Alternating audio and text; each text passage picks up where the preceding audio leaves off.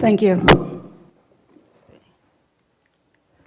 Okay, I'd first like to start by thanking ARM for the opportunity to provide you with a very brief overview of who we are and what we do at the University of Utah Cell Therapy and Regenerative Medicine Facility at the University of Utah in Salt Lake City. Footnote, I'm going to be referring to our organization as CTRM throughout this talk, and also that we are a nonprofit organization, so I have no forward-looking statement.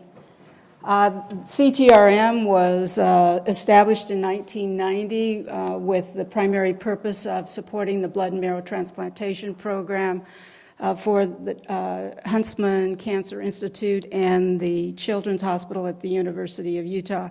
Since the inception of the program, we've performed or provided approximately 1,000 transplants. These, of course, have been using peripheral blood stem cells, bone marrow, and umbilical cord blood.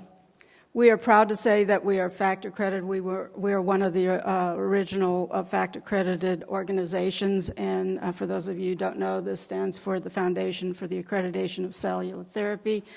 This group sets standards for institutions as well as the clinical side of things for 361s or minimally manipulated products, and the word is that they will probably be moving into setting standards for the 351s as well. In about 2006, a decision was made to leverage the infrastructure that had been put together to support the blood and marrow transplant program, and that decision involved opening up the facility to other academics as well as industry to take novel cellular therapies to patients for treating a wide variety of diseases and disorders, some of which are listed here, retina, and these are ones that we've participated in: retinitis pigmentosus, ALS, heart disease, arthritis, liver cirrhosis, and degenerative disc disease.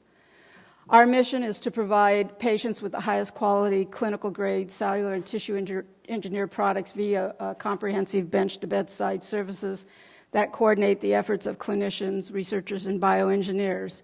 We are a contract product development and a contract manufacturing organization.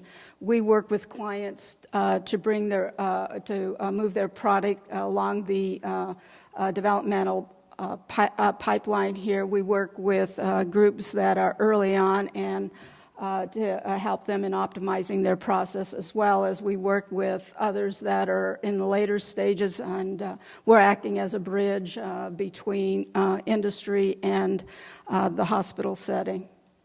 So we are small, but we are mean in that we have a large amount of scientific expertise. This is one of the best groups that I have had the privilege to work with during my career.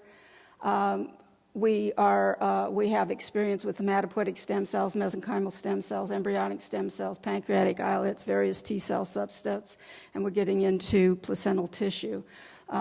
We're proficient in various cell culturing strategies, whether static, batch-fed, continuous, microcarrier beads, and bioreactors, and as well proficient in gene transduction using retroviral and lentiviral vectors, and in molecular biology techniques using cDNA microarrays and protein arrays.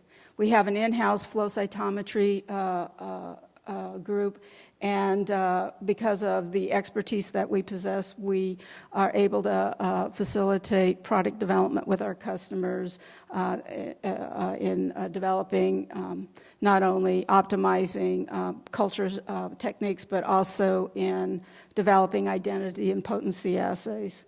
We have a comprehensive quality assurance program which meets the FDA regulations, and this also includes meeting the standards set by FACT as well as CLIA and CAP, the College of American Pathologists. Just to highlight some aspects of our quality assurance program, we have a strong documentation and record control using a software program called QPulse, which ensures that we do not use SOPs that are not activated. This software program also allows us to monitor or track audits as well as to record corrective actions and what our preventative actions are in when we have problems with the protocol. If and when, anyway. We have a strong training and competency program in which the trainer and the trainee have well-defined expectations for each of the SOPs that are implemented. We also have the necessary SOPs and other paperwork that needs to accompany to be able to operate in a CGTP and a CGMP facility.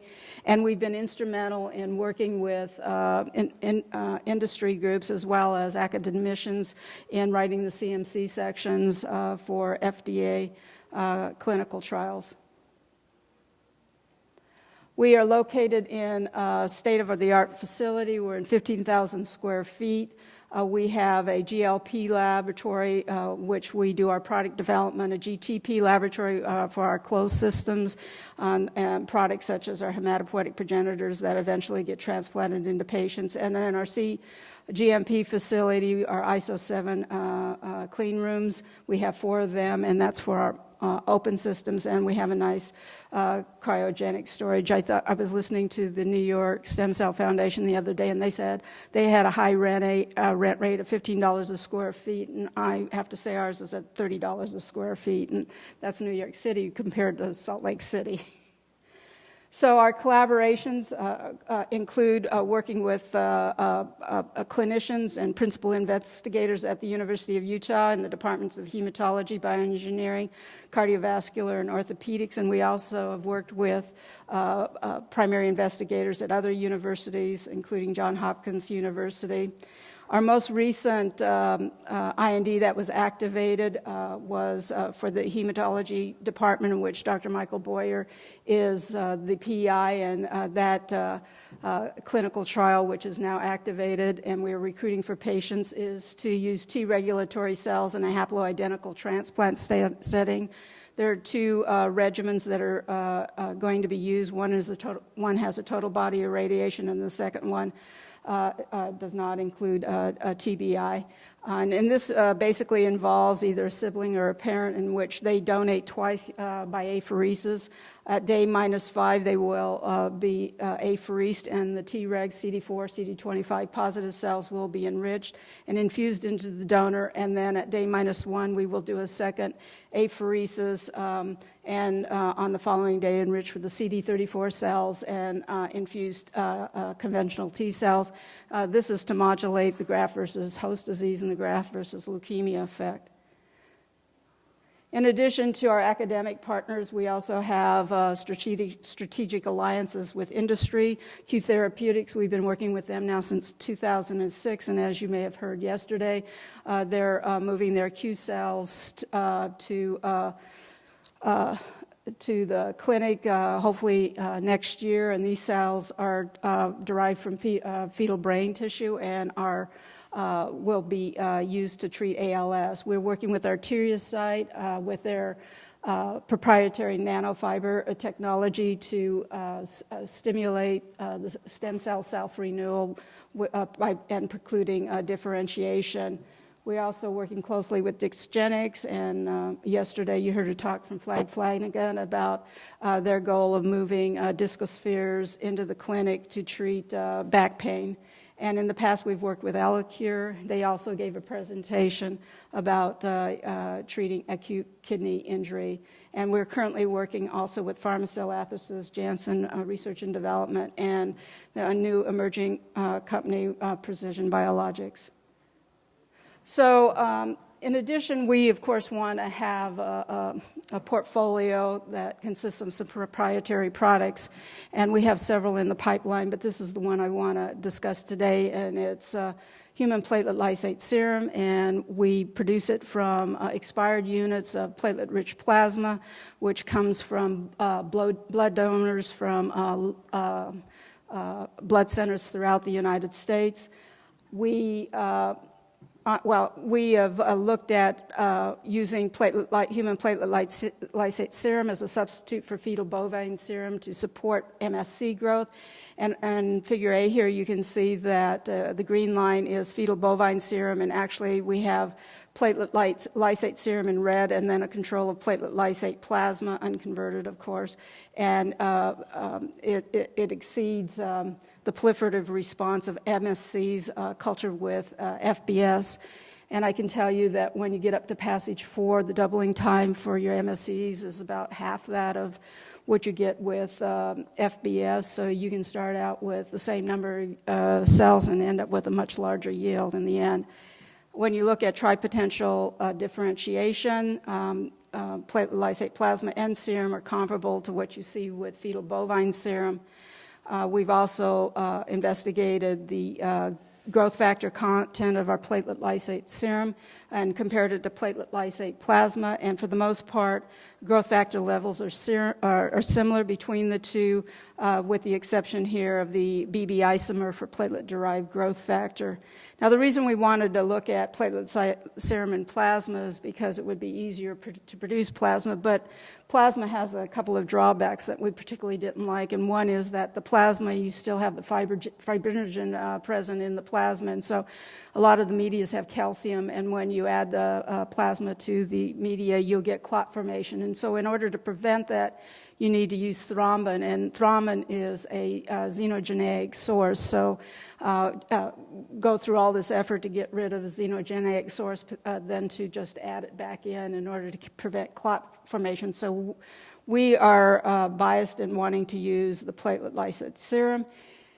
And another reason that we want to use serum over the plasma is when you go through the freeze-thaw process of the platelet-rich plasma, you get a fragmentation of your platelets and you get all these particulates. And this is just a flow cytometry looking at forward versus side scatter. And you can see here with an arbitrary gate that you have a lot more platelet-like particles or platelet membranes here. With your thawed PRP, with plasma 33%, and it reduced to 8% with the platelet lysate serum. And this is supported by data looking at what the actual platelet counts are in the various fractions here, as well as looking at turbidity using a spectrophotometer with the lowest levels for both of those parameters being with platelet lysate serum.